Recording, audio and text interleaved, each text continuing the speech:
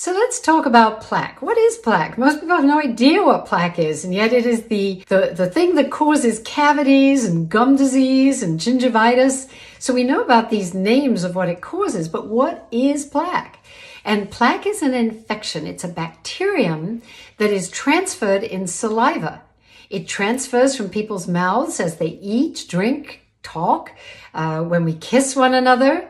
Parents transmit their bacteria infection to children. Children transfer it to one another in daycare and school settings. So this bacteria, called Streptococcus mutans, is an important bacteria to know something about.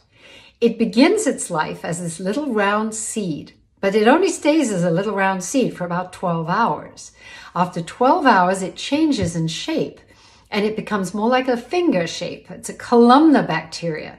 And these are extremely sticky, and they stick on the surface of a non-shedding surface in your mouth, which of course would be a tooth. And on that tooth, they can multiply and they will stick to one another. And that forms these layers, blanketed layers, one upon another, feeding on sugars in your mouth for energy sources and multiplying and becoming thicker and thicker.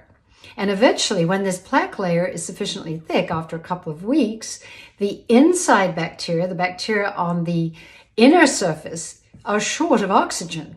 And instead of that being a problem, it actually creates a worse problem for us, because these bacteria then become anaerobic. They learn to live without oxygen. And without oxygen, they become more aggressive.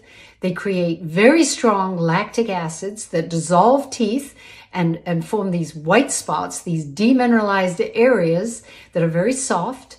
And if they can travel inside those demineralized areas, they'll continue to do damage until your whole tooth caves in as a cavity.